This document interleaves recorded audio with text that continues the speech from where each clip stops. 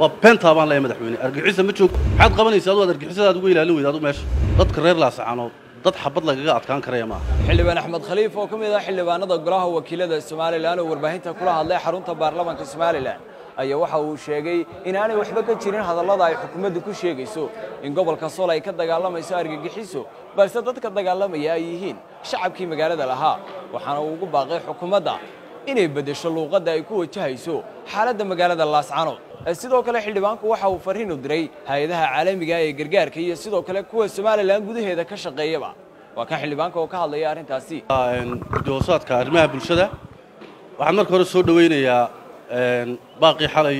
ay soo saartay xukuumadda Soomaaliland ee ku saabsan xabad joojinta waana mid loo baahnaa markii horena mana ahayn in dalka dagaal iyo dhibka inta la geliyo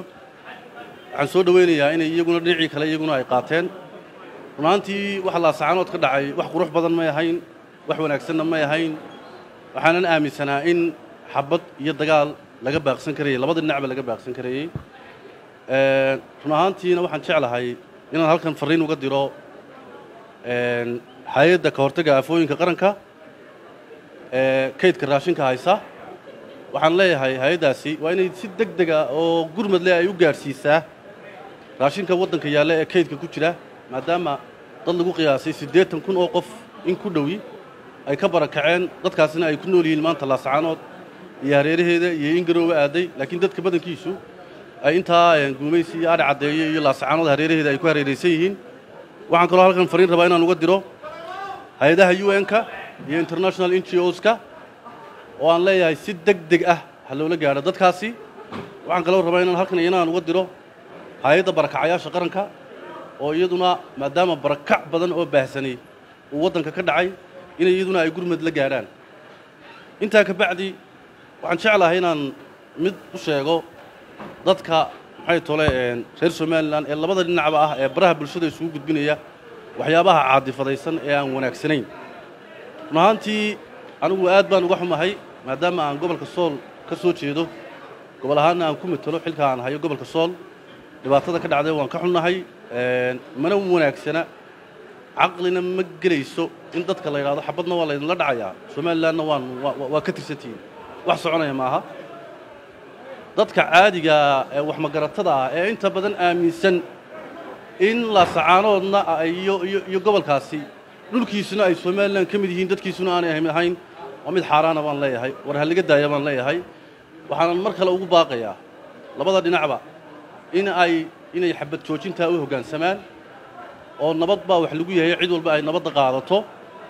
oo dadka ku dhimanaya meeshaasi macna daray u dhimanayaan sabab ay u dhimanayaan anigu ma garanayo hadday ciidanka qaranka tahay iyo hadday dadka kaleba tahayba midna aan u aaminsanahay oo waliba aan dawladda aan u soo jeedinay waxa weeye dadka reer Laascaanood dad xabad lagaga adkaan karaya maaha walbaahantana dad xabad lagaga adkaan karaya maaha war aqligu haydu shaqeeyo baan leeyahay madaxweynuhu waana ka xumahay ereygii maalintii dhaweedii uu yiri waddanka argagixisa joogto waa benta baan leeyahay madaxweyne argagixisa ma joogto dadka reer Soolna argagixisa maaha waa dadkaagii oo adigu aad gabtay haddii argagixisa yihiin maxaad qabanaysaa adigu argagixisada ugu ilaalin weyda adigu meesha adigu maxaad qabanaysaa madaxweyne gobolkan Soomaaliland gobolkan Sool adigu miyaad madaxweyne ka ahayn maxaad adigu argagixisada ugu ilaalin weyday waa ka xumahay dadkana waxaan leeyahay xaal baan ka siinaa arintaasi arrinaan isaga la qabnana maaha in dadka yagi qayb kamid lagu sheego argagixisana wax soconaysana maaha waana ta halkaasi geysay baasha ee sii fogeysay madaxweyne adiga iyo xukuumaddaada ilaahay wuxuu idinka habaaray hadalka maalin kastood hadlaysaan waxaad ku sii hadashaan wax ummadda kala fogeynaya fadlan haddii aadan hadal fiican ku hadlaynin dad fiican oo hadalka si wanaagsan kuugu hadla samaysa madaxweyne ugu dambayn waxaan dadka reer Sool u soo jeedinayaa walaal dadkaygii baa tihiin dhibaatada ay ku dhacday waa idinka xunnahay dhibaatada ay ku dhacday waanu idinka xunnahay runtii waanay hagaagi doontaa waana la heshiin doonaa ugu dambayn waxaan hadalkayga mar labaad ku celinayaa hay'adaha UN-ka iyo international NGOs-ku inay si degdeg ah ula gaaraan maxay tooyeen magaalada Laascaanood iyo hareeraheeda oo raashin iyo biyo iyo wax kasto dad barakacayaal ay u baahan yihiin ay u geeyaan assalaamu calaykum waraxmatullahi xildhibaan magacaygu Axmed Dool Honkable TV ka soo su'aashiidu waxay tahay waxaad sheegtay in madaxweynaha iyo xukuumaddiisa oo been sheegayaan oo argagixisa ka dagaalamayeen Laascaanood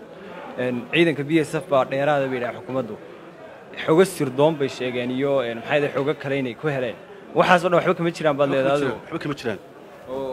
ku sheegaya waxa alla wax ka jira ma jiraan haddii argagixiso jirto muxuu isagu uga qaban waayay su'aasha isweydiinta waxa weeye waddanku ciidan buu leeyahay sirdoon buu leeyahay shaqo buu leeyahay maxay iyagu uga qaban waayeen wax inta shaqadiisa dayacay inuu dadkii ku sheegay waa argagixiso waa qaladka labaad la sameeyay waxa weeye nimankan garaadada ah nin walba 200 oo askari buu watay taliyaha ciidanka qaranku wakiilaha waxa soo dhaweynaya ciidamadii qaranka way dadkan soo dhaweynaya ma ciidankii qaranka ee mushaarka qaadanaya argagixisan noqday dadka inta la joogo in la caayama waa ku fashilanteen meesha dagaalkaana si degdeg u joojiya ummadda reer Soomaaliya dambi baad ka gashay cafis weydiista ma leeyahay hal xildhibaan hal su'aalan ku weydiiyo mas'uuliyadda madaxweynaha qaadaya okay xildhibaan haddaan hal su'aal ku weydiiyo hadalka waxaad aad ugu nuuxnuuxsanaysay taliisha aad madaxweynaha u jeedinayso oo wad ku adkeynaysa carabka adiga iyo madaxweynaha maxaad isku khilaafsantiin waxba isku khilaafsan ummadda danta qaranku ma isku khilaafsanahay wax shakhsi oo naga dhaxeeyo ma jiraan baanaku anigu waligeena jaar baan u hayn baanaku laakiin aniga waxa la ii soo doortay inaan ummadda dadka codkooda aan meel dheer gaarin inaan u sheego inaan codkooda kor u qaado anigu ayaa la ii soo doortay anigu xildhibaan baan wasiir ma yihid xor baanan ahay anigu mana yihiin ragga anigu maalin walba xafiisyada dawladda dawrsiga u tagay shacabka la hortaagan ummadan inaan anigu u shaqeeyo halkan u imaano runtana waan sheegayaa haddii kurkaa la jarayo baan ku laakiin xildhibaan saameyn ma kugu keeni kartaa dhaliishanad carabka aad kugu adkeynaysa ee madaxweynaha u jeedinayso maaniga haddaan baqayo xildhibaannimo ma soo doonteen baan haddaan baqayo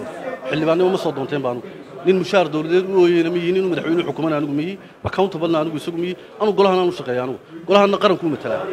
qarankaana anigu u shaqeeyo anigu isaga uma shaqeeyo ee wada shaqeyn baa naga dhaxaysay dadka anigu isaga u shaqeeyo ma yihi أحمد دولهم كيبل تي في هرقيساء مباراة المنتخب الإسباني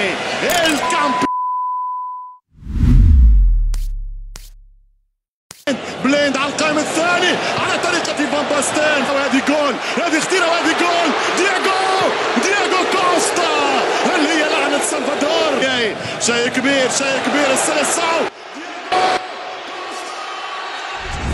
halkani waa istaadiyaha Lusail ciyaaraha koobka qaramada kubadda cagta adduunka haddana goolkulaadka ciyaartooyga Cabdilhani baa isu diyaarinaya oo la laagay fursadda ee goolaadka شيء كبير السلسعو kala soco ciyaaraha koobka adduunka ee dalka Qatar internetka xawaaraha leh shirkadda Samtel adigoo isticmaalaya hal eber hal Samtel caalami